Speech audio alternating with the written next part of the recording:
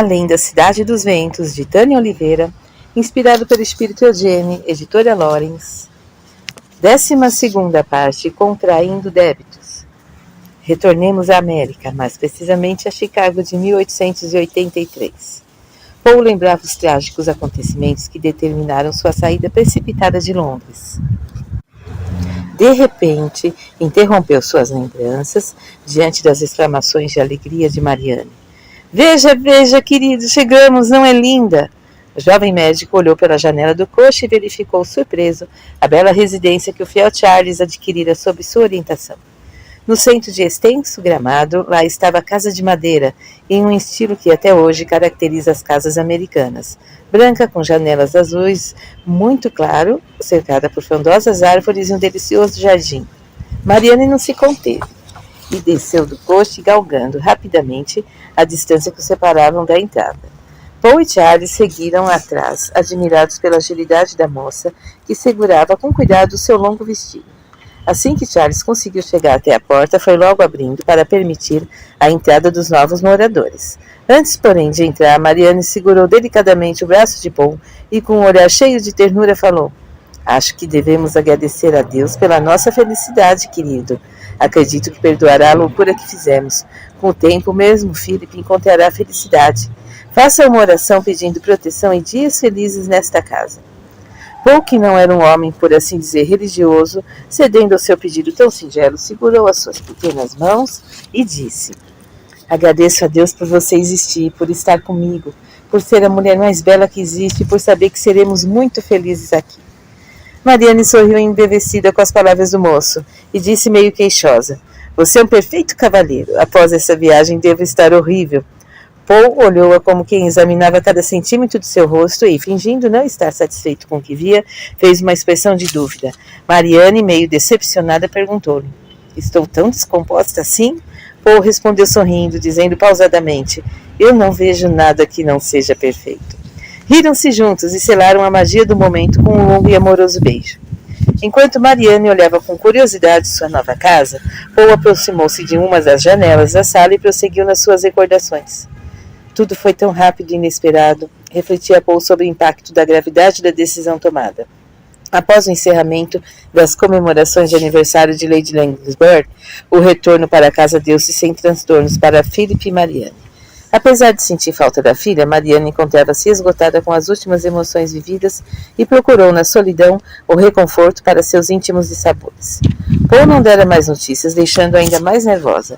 Ao contrário de outrora, quando o evitava, sentia neste momento necessidade de revê-lo, ouvir sua voz aveludada, estar perto dele. Aos poucos, a presença antes tão querida de Philip tornava-se desagradável. O marido, um tão desconcertado, atribuía sua atitude a algum capricho feminino que, com o tempo, iria passar. A agonia de Marianne durou 3 longas semanas, até que um dia, não suportando mais a falta de notícias, perguntou a Philip sobre o amigo. Querido, tendes notícias de Poe? Perguntou-lhe distraidamente, enquanto Philip lia o jornal. Esqueci de vos contar, Marianne. Poe, ao retornar da casa de Lady Langsbury, resolveu tirar uma temporada em Paris para repousar. Achei-o tão abatido após o nosso retorno que eu, pessoalmente, recomendei tal providência. Mesmo sem disfarçar a decepção, Marianne sentia-se mais tranquila. Sabia agora onde Poe se encontrava, e mais dia menos dia, ele haveria de voltar. Como é próprio das consciências culpadas, temia que, ao menor gesto, eu pudesse levantar suspeita em Philip. Por isso, evitara ao máximo perguntar-lhe sobre o paradeiro do amigo, mas com o passar do tempo, sua decisão antes irrevogável foi dando lugar a uma necessidade premente de saber notícias de Poe, até culminar com a pergunta direta a Philip. A partir de então, se reanimou, passando a ser o que era antes. Buscava distrair-se na esperança do retorno de Poe. Ao mesmo tempo, como essa situação lhe trouxe profundos remorsos, desdobrava-se em agrados a Philip. No final do dia, sentia-se muitas vezes envergonhada, porquanto vivia de forma ambígua, dividida. Certo dia, sua criada de quarto trouxe-lhe um pequeno envelope. Disse que Charles, o criado particular do Dr. Poe, trouxe-lhe e esperava uma resposta. Era uma correspondência destinada a ela, Marianne. Abriu o envelope curiosa e, ao ver a letra de Poe, sentiu o coração disparar.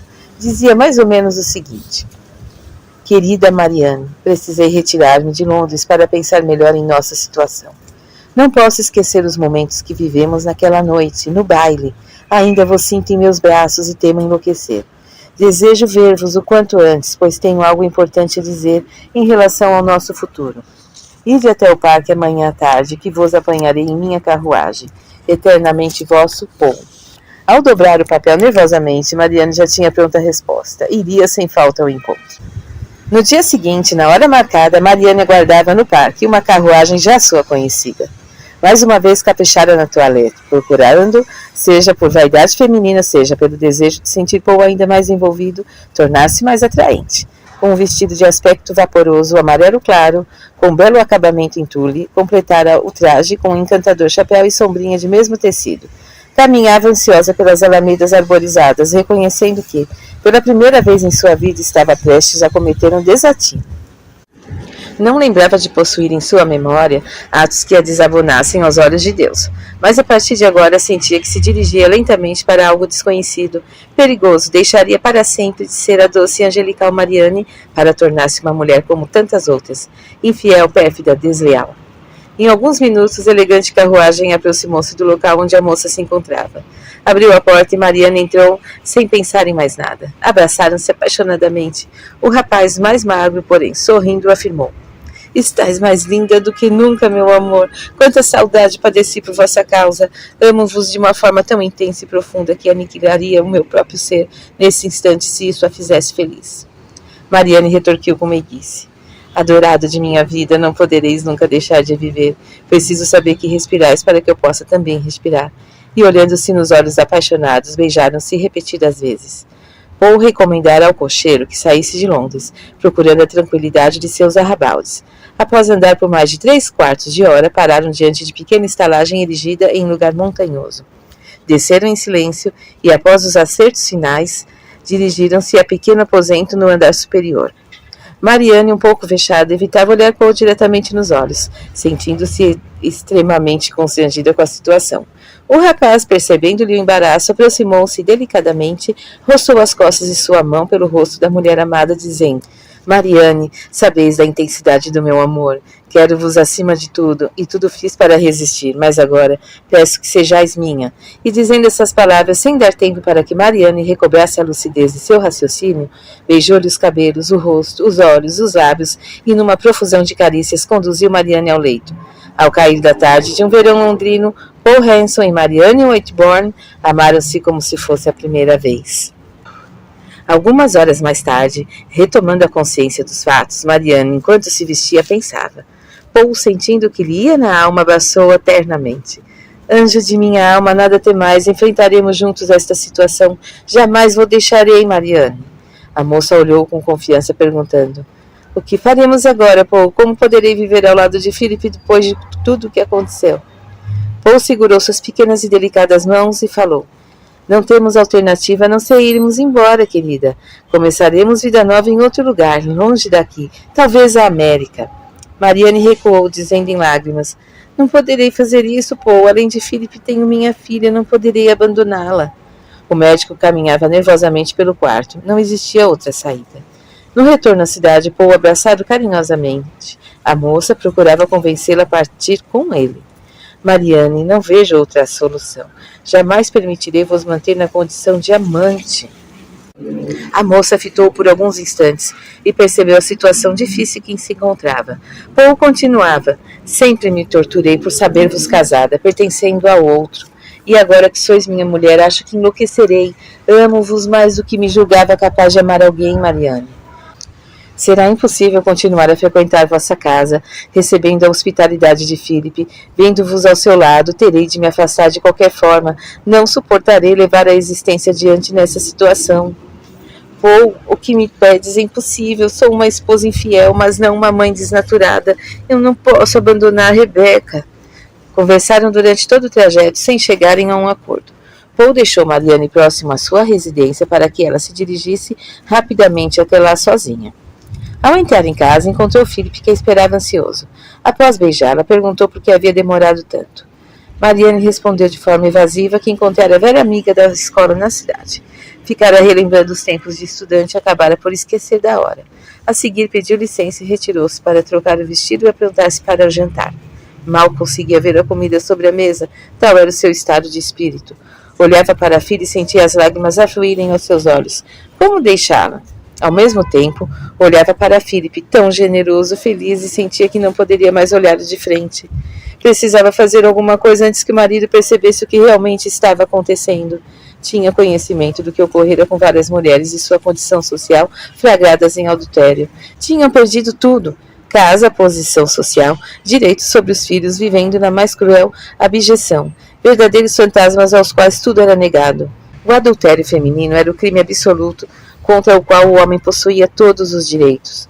Muitas vezes, desfeitos os primeiros encantos do suposto amor que sentiam, eram abandonadas, vindo a cair na prostituição, morrendo na extrema penúria, depauperadas e tomadas de doenças.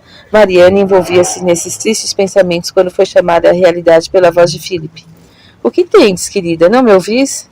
— Desculpe-me, Philip. O que disseste? Perguntava sobre o nome da amiga que encontrastes hoje à tarde. Mariane sentiu seu coração disparar e, ruborizada, mentiu. Chama-se Diane Turpeton. Éramos muito amigas e, como ela se casou indo morar no interior, afastamo-nos uma da outra. Como Philip se desse por satisfeito, Mariane encerrou o assunto e retirou-se para os seus aposentos. No dia seguinte, logo pela manhã, recebeu outra mensagem de Paul. Em poucas palavras, o moço pediu uma decisão de sua parte. Mariane, dentro de 3 dias partirá um vapor em direção à América. Estarei vos esperando no cais para começarmos uma vida nova. Não poderei ficar em nenhum lugar do universo sem vós, de quem vos adora, Paul. Paul pediu-lhe resposta imediata, mas dessa vez Mariane não mandou nenhuma mensagem de retorno. Era um exagero que lhe pedia. Pensou em levar a filha, mas isso seria demais para Philip. E além do mais, a menina poderia não resistir à viagem. Achava que, com o tempo, Philip a esqueceria. Poderia encontrar outra mulher, casar-se novamente, mas tirar-lhe a filha seria demais. Durante os 2 dias seguintes, Mariane viveu cada minuto em desespero. Olhava seguidamente o relógio, pensando que estava cada vez mais próxima à hora da partida de Paul.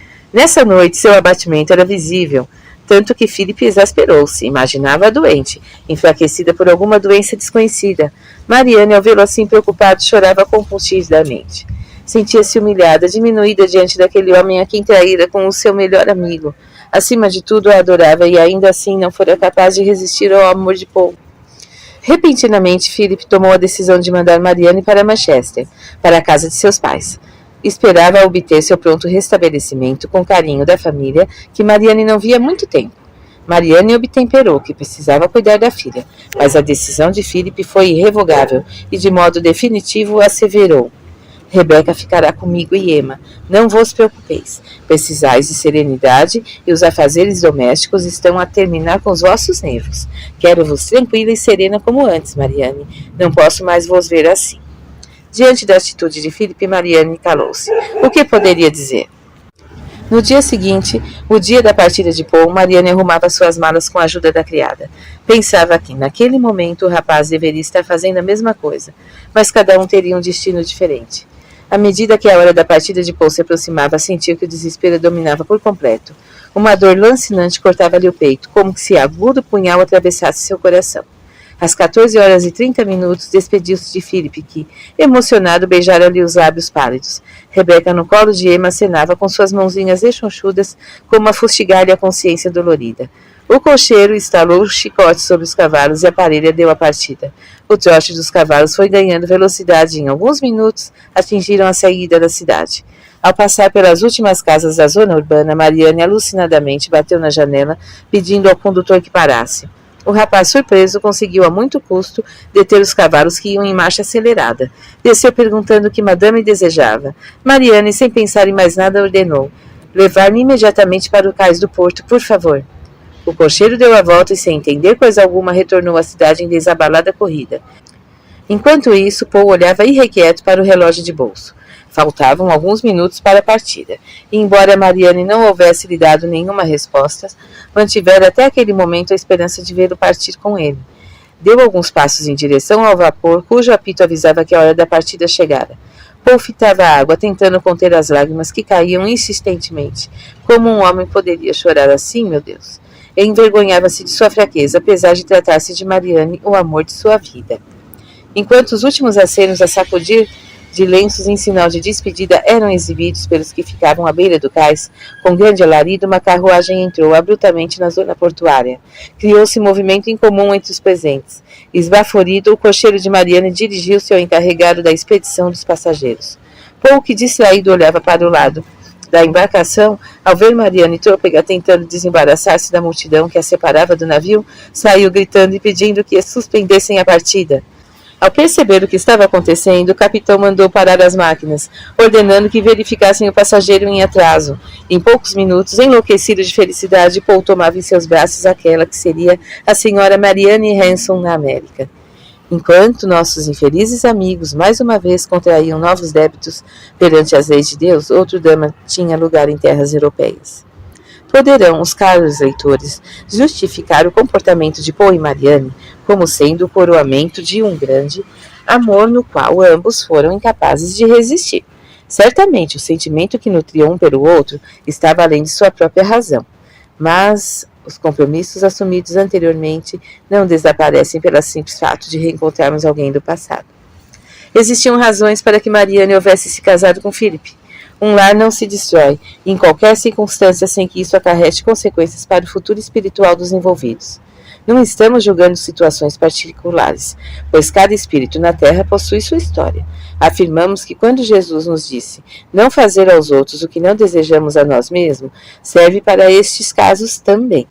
Não podemos lesar os sentimentos dos nossos semelhantes em tempo algum, sem que venhamos a colher os resultados de nossas ações. Somos invariavelmente incursos na lei da ação e reação, ou causa e efeito, que nos devolve, na áspera estrada da vida, aquilo que fizemos ao nosso próximo. Isso ocorre com a finalidade de gravar na consciência do espírito culpado as leis imutáveis que regem o universo. No campo do amor, onde nossas falhas têm sido clamorosas pela falta de educação dos nossos sentimentos, a nossa responsabilidade é ainda maior. Podemos provocar desequilíbrios espirituais de difícil erradicação em nós e em nossos semelhantes, transformando-os em companheiros de jornada até que possamos quitá-los ou resgatá-los diante da consciência. Desta forma, a palavra de ordem nessas questões, repetimos, é responsabilidade.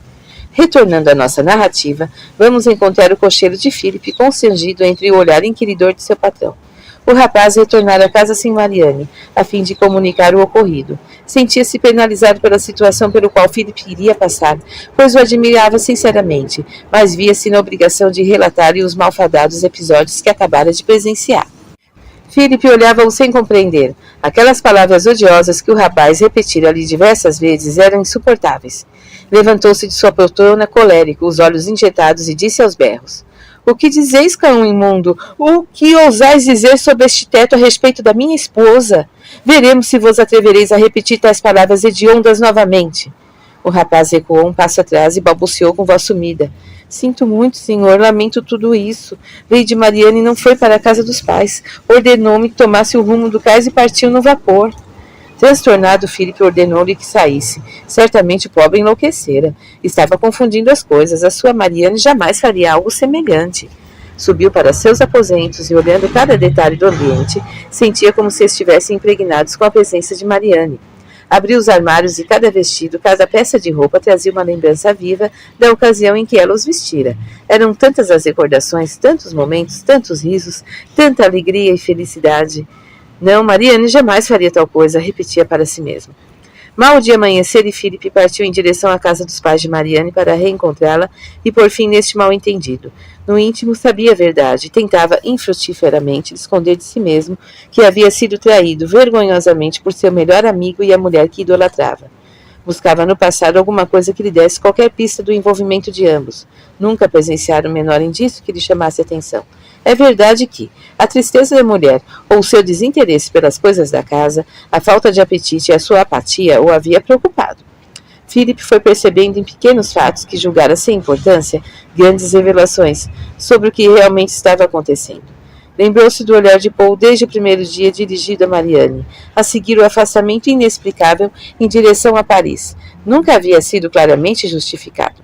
As pequenas gentilezas do moço para sua esposa, os quadros, o incidente durante a caçada, quando estranhara o brilho nos olhos de Paul enquanto lhe apontava a arma, o baile onde dançara praticamente toda a noite com Mariane. Grossas lágrimas escorriam pelo rosto desfigurado. Sentia-se o pior dos homens, pela dupla traição de que fora alvo. Como era tolo! Como tinha sido ingênuo! Com certeza, a essas horas deviam estar zombando de sua imbecilidade. O tonto do Philip que havia dado guarida ao amante de sua mulher em sua própria casa. Mas, e se Mariana estivesse na casa dos pais? Se ao chegar a encontrar-se sorridente, passeando pelos jardins, pensando nele e em Rebeca? Rebeca, o que haveria de dizer à pobre menina, abandonada pela própria mãe que não hesitara em deixá-la para seguir o amante? Philip martirizava-se durante o trajeto com esses pensamentos. Por vezes parecia que perderia o juízo, sentia um esgotamento mental e tinha a impressão de ouvir os risos de Mariana e Paul chamando-o de tolo.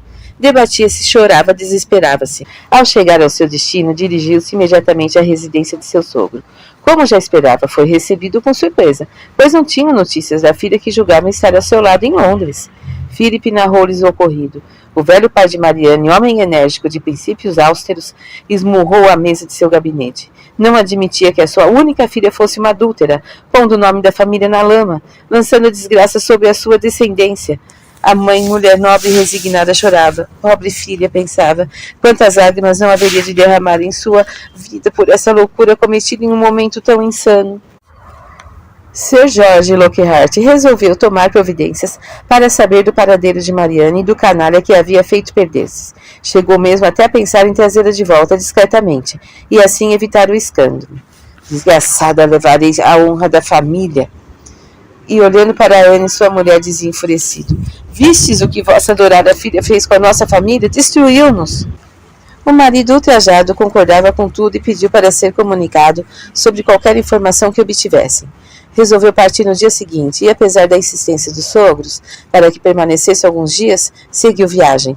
Ao chegar de retorno, foi direto para seus aposentos e pôde colocar em prática uma ideia que não lhe saía da cabeça. Resolveu vasculhar os objetos pessoais de Mariane, suas gavetas, armários, as dobras dos vestidos, o criado mudo, na esperança de achar algo ou alguma coisa que a incriminasse. Horas depois de insistente procura, deu-se por vencido. Mariane devia ter se desvencilhado de qualquer coisa que a incriminasse. Sim, ela era esperta. Philip, em seu acesso de raiva, arremessou longe o porta-joias de Mariane. Ao bater na parede, o pequeno cofre abriu-se e diversas joias rolaram pelo chão, inclusive 2 pequenos pedaços de papel. Lentamente o rapaz aproximou-se, recolhendo os bilhetes com mãos trêmulas.